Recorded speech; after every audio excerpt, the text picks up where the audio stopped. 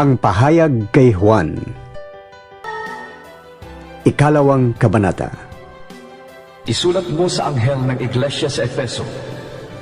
Ito ang ipinasasabi ng may hawak ng 7 bituin sa kanyang kanang kamay at lumalakad sa gitna ng 7 ilawang ginto. Nalalaman ko ang mga ginagawa mo, ang iyong mga pagpapakahirap at pagtitiyaga. Alam kong hindi mo kinukonsinti ang masasama. Sinubok mo ang mga huwad na apostol at napatunayan mong sila'y nagsisinungaling. Alam ko rin matyaga ka, nagtiis ng maraming hirap alang-alang sa akin at hindi ka sumuko. Ngunit isang bagay ang ayaw ko sa iyo. Ang pag-ibig mo noong una kang sumampalataya ay nanlalamig na. Alalahanin mo ang dati mong kalagayan. Pagsisihan mo at talikuran ang iyong masasamang gawa at gawin mong muli ang mga ginagawa mo noong una. Kapag hindi ka nagsisi, pupunta ako dyan at aalisin ko sa hinalalagyan ang iyong ilawan. Ngunit ito naman ang napupuri ko sa iyo. Kinapupuotan mo ring tulad ko ang mga ginagawa ng mga Nicolaita. Ang lahat ng may pandinig ay makinig sa sinasabi ng Espiritu sa mga iglesia. Ibibigay ko sa magtatagumpay ang karapatang kumain ng bunga ng punong kahoy na nagbibigay buhay na nasa paraiso ng Diyos. Isulat mo sa anghel ng iglesia sa Esmirna. Ito ang ipinasasabi sa iyo ng simula at wakas, ang namatay at muling nabuhay. Nalalaman ko ang mga pagsubok na dinaranas mo. Alam kong mahirap ka, ngunit ang totoo ay mayaman ka. Nalalaman ko rin ang mga paninirang puri sa iyo ng mga hindi tunay na udyo. Ngunit ang totoo, sila'y mga kampon ni Satanas. Huwag kang matakot sa mga pag-uusig na malapit mo nang darasin. Makinig ka.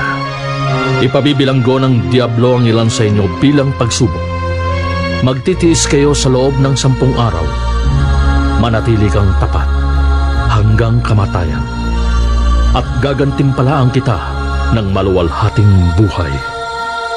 Ang lahat ng may pandinig ay makinig sa sinasabi ng Espiritu sa mga iglesia.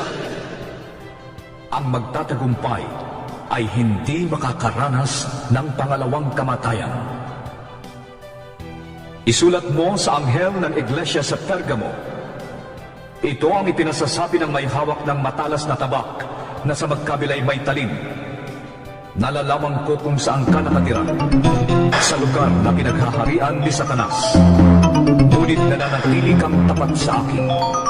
Hindi mo tinalikuran ang iyong pananalig sa akin, kahit noong si Antipas na tapat kong lingkod ay patayin dyan sa gitna ninyo sa bayang tinitirhan ni Satanas. Ngunit may hinanakit ako sa iyo. May ilan sa inyo na sumusunod sa turo ni Balaam na nagturo kay Balak upang mahikayat ang mga Israelita upang magkasala. Kaya't kumain sila ng mga pagkain inihandog sa mga Diyos-Diyosan at gumawa sila ng mga kaalayan. May ilan din sa inyong sumusunod sa turo ng mga Nicolaita. Kaya nga, pagsisihan ninyo at talikdan ang inyong mga kasalanan. Kung hindi, pupunta ko dyan sa lalong madaling panahon at bubuksain ko ang mga taong yun sa pamamagitan ng tabak na lumalabas sa aking bibig. Ang lahat ng may pandinig ay makinig sa sinasabi ng Espiritu sa mga iglesia. Ang magtatagumpay ay bibigyan ko ng nakatagong pagkain mula sa langit. Bibigyan ko rin siya ng batong puti na kinasusulatan ng isang bagong pangalan na walang sinumang nakakaalam maliban sa tatanggap niyon. Isulat mo sa anghel ng iglesia sa Tiatira. Ito ang sinasabi ng anak ng Diyos na may mga matang parang apoy na nagliliyab at mga paang kumikinang na parang tansong pinakintab. Nalalaman ko ang mga ginagawa mo, ang iyong pag-ibig, katapatan, paglilingkod at pagtitiyaga. Nalalaman kong ang mga ginagawa mo ngayon ay higit kaysa noong una. Ngunit ito ang masasabi ko laban sa iyo. Pinapayagan mo si Jezebel, ang babaeng nagpapanggap na propeta, na magturo at linlangin ang aking mga lingkod upang gumawa sila ng kahalayan at kumain ng pagkain inihandog sa mga Diyos-Diyosan. Binigyan ko siya ng sapat na panahon upang pagsisihan at talikdan ang mahalay na pamumuhay. Ngunit ayaw niya.